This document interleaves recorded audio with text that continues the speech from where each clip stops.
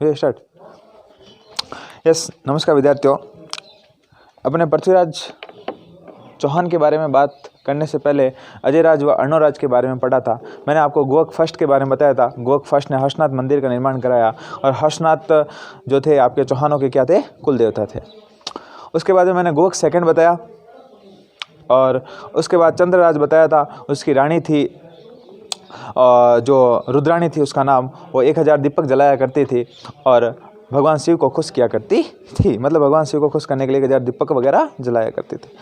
उसके बाद मैंने आपको अजयराज और अर्णोराज के बारे में बताया था कि जो पहला शासक था आपका महत्वपूर्ण शासक अजयराज, जिसने अजमेर शहर बसाया था। अजमेर के अंदर आपके दुर्ग का निर्माण कराया, जो इसका अजमेर दुर्ग, जिसे विस्फर हेब्बर ने जिब्राल्टर कहा था राजस्थान का। और हमने चर्चा की थी, इसने श्वेतांबर और दिगंबर जो जैन धर्म के अनुयायी थे उनका सम्मेलन हुआ था, उसकी अध्यक्षता की थी। फिर मैंने आपको अर्णोराज के बारे में बताया था कि देवबोध और धर्मघोष इनकी सभा में रहते थे, महत्वपूर्ण विद्वान थे। और जो अर्णोराज था उसका पुत्र था जगदेव। जगदेव ने अर्णोराज की क्या कर दी, हत्या कर दी। उसके बाद मैंने आपको एक शानदार स्टोरी भी बताई थी, आपको याद हो तो, कि जो अर्णोराज ने एक बाग का निर्माण कराया था, सुभाष बाग का, जिसका नाम बदल के जहांगीर ने क्या कर दिया था, दौलता बाग या नूरजा बाग कर दिया था। और वहीं पर जो जहांगीर की सासू माँ थी अस्मत बेगम ने किसका आविष्कार किया था, इत्र का आविष्कार किया था। तो पहली बार जो आपके सेंट वगैरह लगाते हो ना, उसका आविष्कार कहाँ पर हुआ था, अजमेर के अंदर। ठीक है ना। आगे अपन बात करते हैं विग्रहराज चतुर्थ के बारे में, कि विग्रहराज चतुर्थ किस प्रकार से शासन करता है। विग्रहराज चतुर्थ एक महत्वपूर्ण शासक, हम कह सकते हैं कि सच्चा हिंदुत्व वाली शासक। इसका दिल्ली शिवालिक स्तंभ लेख मिलता है, इसके अंदर 4 लेख मिलते हैं इसके। उसके अंदर ये कहता है कि मैंने संपूर्ण आर्यवंश से म्लेच्छों का नाश कर दिया है, कि जो ये संपूर्ण भारत की भूमि है वहाँ से मैंने सारे म्लेच्छ मतलब मुसलमान कि उनका मैंने नाश कर दिया है।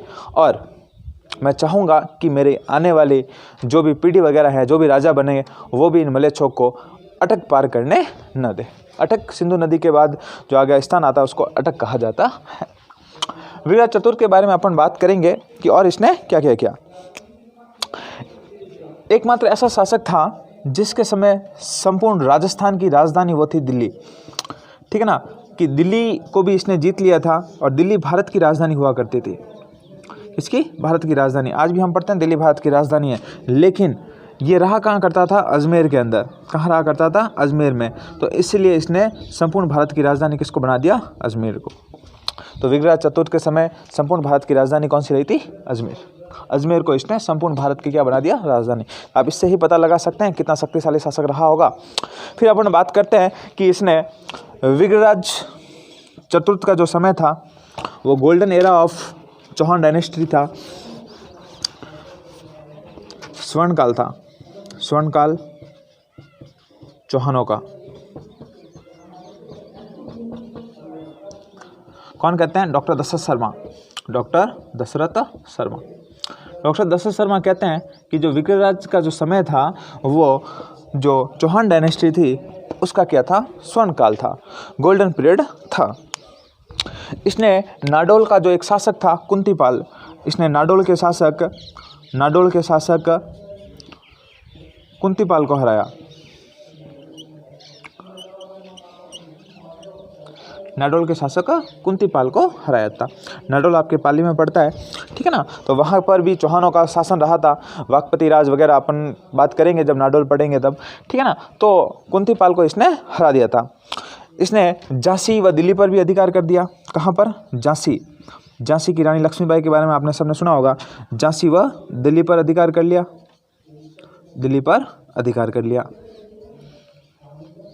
ठीक है ना। झांसी व दिल्ली पर भी इसने क्या कर दिया, अधिकार कर दिया। आप देख सकते हो कि इसने संपूर्ण भारत को लगभग जीतने की कोशिश की, जिसमें लगभग ये सफल रहा था।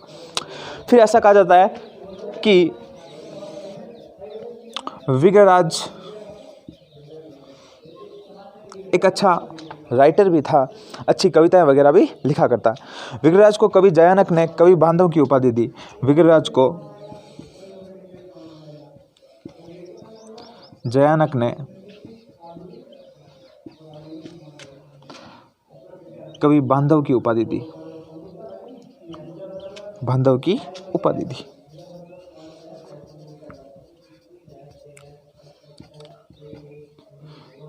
ठीक है ना। कौन सी?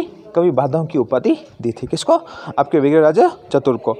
और एक इतिहासकार आता है किलहॉर्न। कौन सा आता है? इतिहासकार किलहॉर्न। किलहॉर्न कहता है, इसकी तुलना कालिदास से करता है। किलहॉर्न ने इसकी तुलना कालिदास से किया।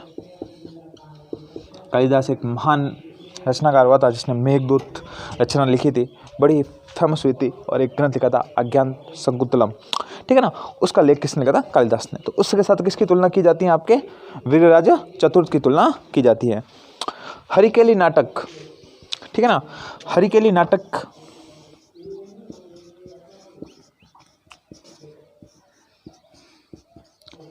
ठीक है ना। हरिकेली नाटक भी विग्रहराज के समय लिखा गया था, ठीक है ना। और इसकी जो भाषा थी वो आपकी कैसी थी? संस्कृत भाषा थी।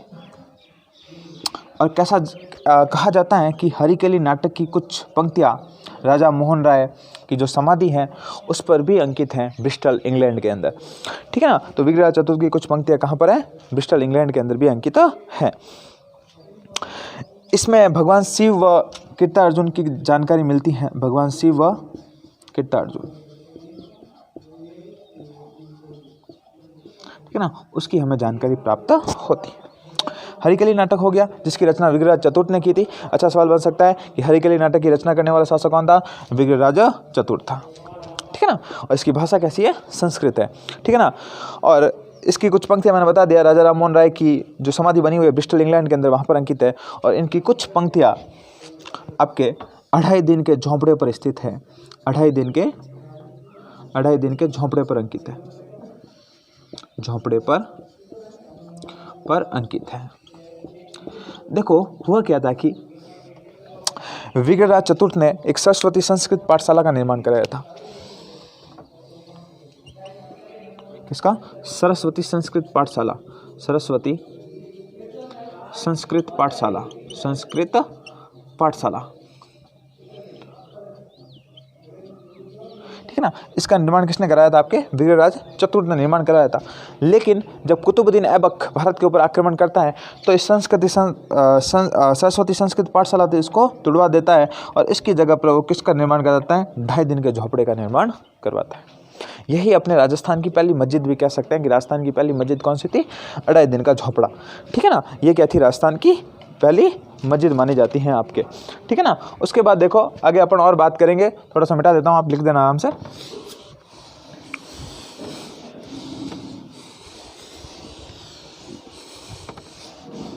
ठीक है ना। तो सरस्वती संस्कृत पाठशाला थी, इसका निर्माण करवाया था आपके किसने? विग्रहराज चतुर्थ ने करवाया था, ठीक है ना। उसको किसने तोड़वाया? कुतुबुद्दीन ऐबक ने तोड़वा दिया था। और यहाँ पर किसका निर्माण कराया? 2.5 दिन के झोपड़े का निर्माण कराया, ठीक है ना। और 2.5 दिन का जो झोपड़ा था उसकी जो आपके 2.5 दिन के झोपड़े की डिजाइन अबू बकर ने तैयार की थी। किसने? अबू बकर ने, ठीक है ना। अबू बकर ने इसकी डिजाइन को तैयार किया था। किसने तैयार किया था? अबू बकर ने इसकी डिजाइन को तैयार किया था, ठीक है ना। और जॉन मार्शल यह कहता है कि इसका निर्माण 2.5 दिन में हुआ था, इसलिए इसका नाम क्या पड़ा? 2.5 दिन। 2.5 दिन में निर्माण, 2.5 दिन में निर्माण, ऐसा कौन कहता है? जॉन मार्शल, ठीक है ना। कौन कहता है? John Marshall. और अपन बात करेंगे सबसे जो खोड़िला आदमी था टॉड के बारे में। टॉड क्या कहता है? टॉड ने कहा कि 2.5 दिन के झोपड़े को प्राचीन परिष्कृत नमूना कहा। प्राचीन परिष्कृत नमूना किसने कहा? जेम्स टॉड ने। किसने कहा? जेम्स टॉड ने कहा कि ये तो क्या है? प्राचीन परिष्कृत नमूना है। किसके बारे में बात करें अपन? 2.5 दिन के झोपड़े के बारे में। इसकी जगह पर पहले क्या था? सरस्वती संस्कृत पाठशाला का निर्माण किया हुआ था। 2.5 दिन के झोपड़े के अंदर कुल 16 खंबे हैं। कुल कितने खंबे हैं? कुल 16 खंबे। कितने खंबे हैं? कुल 16 खंबे हैं। कौन से? 2.5 दिन के झोपड़े के अंतर्गत। आगे अपन बात करेंगे, विग्रहराज ने धर्मघोष, एक व्यक्ति आता है और धर्मघोष के कहने पर गौ हत्या पर पाबंदी लगा दी, गौ हत्या पर पाबंदी लगा दी। ठीक है ना, कि गाय की हत्या नहीं की जा सकती। ठीक है ना, तो गौ हत्या पर क्या लगा दी, पाबंदी लगा दी। किसके कहने पर, धर्म घोष के कहने पर। ठीक है ना, और दिल्ली शिवालिक स्तंभ लेख के बारे में मैंने शुरुआत में बता दिया था कि इसने दिल्ली शिवालिक स्तंभ लेख लगाया। दिल्ली शिवालिक स्तंभ लेख, शिवालिक का स्तंभ लेख, दिल्ली शिवालिक का स्तंभ लेख। इस लेख पर वो अंकित करता है, चार कुछ लेख इसके अंकित है। उस पर कहता है कि मैंने संपूर्ण आर्यवत से म्लेच्छों का नाश कर दिया है, और मैं चाहूँगा मेरे आने वाले जो राजा वगैरह हैं जो बनने जाएंगे वो भी क्या करें, संपूर्ण आर्यवत से म्लेच्छों को मतलब अटक के इस तरफ न आने दे, अटक के पार न आने दे, आने दे। क्या कहा था इसने, शिवालिक स्तंभ लेख में क्या कहता है कि मैं चाहूँगा कि मेरे आने वाले जो शासक वगैरह हैं वो ये कोशिश करें, और ये पूर्ण रूप से है कि मैंने म्लेच्छों का संपूर्ण भारत से नाश कर दिया है, और वो भी अटक पार करने न दे, किनको, म्लेच्छों को। ठीक है ना, उसके बाद अपन बात करते हैं कि विग्रहराज के नाटक। अच्छा सवाल बनता है, उसके बारे में अपन चर्चा करेंगे।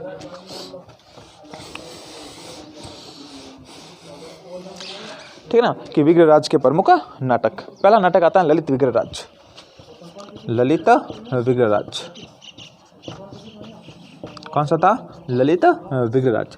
देखो इसकी रचना सोमदेव ने की थी। किसने की थी, सोमदेव ने, सोमदेव ने।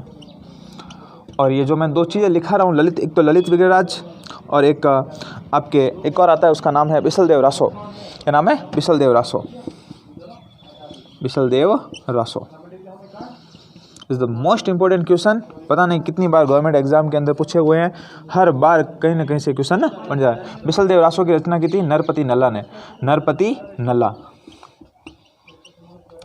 ठीक है ना, गलत मतलब मत निकालना नल्ला से। ठीक है ना, बिसलदेव रासो किसने लिखी, नरपति नल्ला ने लिखी।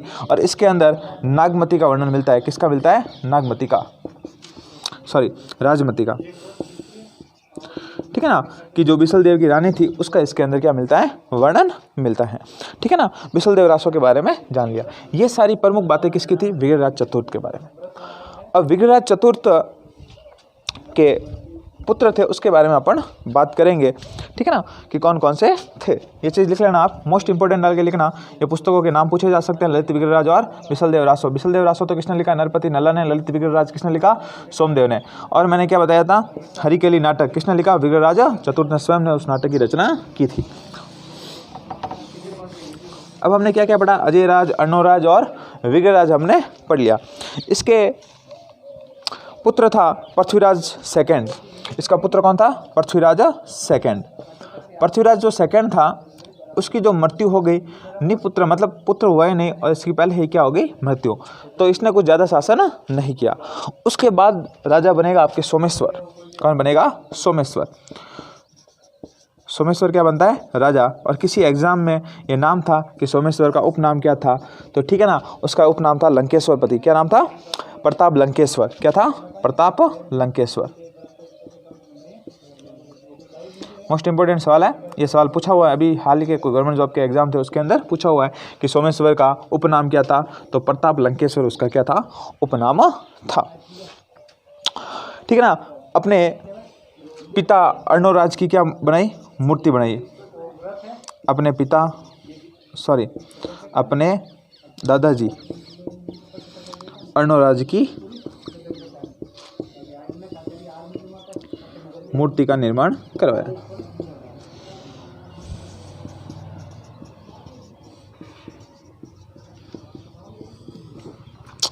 ठीक है ना, उसका मूर्ति का निर्माण कराया। इसके भी दो पुत्र थे, एक का नाम था हरिराज और एक का नाम था आपके पृथ्वीराज थर्ड। क्या नाम थे पुत्रों के नाम, हरिराज और पृथ्वीराज थर्ड, पृथ्वीराज थर्ड। इसके बारे में अपन बात करेंगे कल। मोस्ट इंपॉर्टेंट अच्छे सवाल बनने के सबसे ज़्यादा चांसेस किसके रहते हैं, पृथ्वीराज थर्ड के रहते हैं। ठीक है ना, क्या क्या चीज़ बताई आपको, विग्रहराज चतुर्थ बताया, विग्रहराज चतुर्थ की प्रमुख उपाधियाँ बता दी, विग्रहराज चतुर्थ ने किस प्रकार से दिल्ली को दिल्ली को भी जीत लिया था और संपूर्ण आर्यावर्त, संपूर्ण भारत के ऊपर अपना शासन स्थापित कर दिया था इसने। झांसी के राजा को हराया, दिल्ली पर अधिकार स्थापित किया और इसने अजमेर को क्या बनाया, अपनी राजधानी बनाया। इसने सरस्वती संस्कृत पाठशाला का निर्माण कराया था, जिसका तुड़वा के कुतुबुद्दीन ऐबक ने क्या कराया था, इसकी जगह पर 2.5 दिन का झोपड़े का निर्माण कराया था। और पंजाब शासक की याद में 2.5 दिन का वहाँ पर क्या बढ़ता है, उर्स बढ़ता है। ठीक है, उर्स का मतलब होता है मेला। और अपन ने बात की थी कि जो जेम्स टॉड आता है वो कहता है कि ये परिष्कृत नमूना है, बहुत ही शानदार तरीके से इसका निर्माण किया गया था। ठीक है, जॉन मार्शल भी इसकी क्या करते हैं, तारीफ करते हैं। ठीक है ना, तो इस प्रकार से आपके क्या होता है, विग्रहराज खत्म होता है। और 2 पुस्तकों के नाम आप अच्छी तरीके से याद रखना। ललित विग्रहराज किसने लिखी, सोमदेव ने लिखी थी, और बिसलदेव रासो नरपति नल्ला ने लिखी थी। और एक और जो मैंने आपको बताई थी कि विग्रहराज ने लिखा था हरिकेली नाटक। कौन सा नाटक लिखा था, हरिकेली नाटक लिखा था। और हरिकेली नाटक की कुछ पंक्तियाँ कहाँ पर अंकित है, राजा राम मोहन राय का जो मकबरा बना हुआ है ब्रिस्टल इंग्लैंड के अंदर, वहाँ पर क्या है, अंकित है। और कुछ पंक्तियाँ हैं वो आपके कहाँ पर अंकित है, 2.5 दिन का जो उर्स बढ़ता है, आपके 2.5 दिन का झोपड़ा है, वहाँ पर अंकित है। इस प्रकार से मैंने आपको विग्रहराज बता दिया। अब अपन नेक्स्ट वीडियो के अंदर बात करेंगे पृथ्वीराज थर्ड के बारे में। ठीक है ना, पृथ्वीराज थर्ड बढ़ेंगे, चौहान डायनेस्टी खत्म हो जाएगा और इससे बार आपके क्वेश्चन आने की संभावना बिल्कुल ही नहीं है। आप बस इतना सा पढ़ लेना, आपके क्वेश्चन आ जाएगा। धन्यवाद।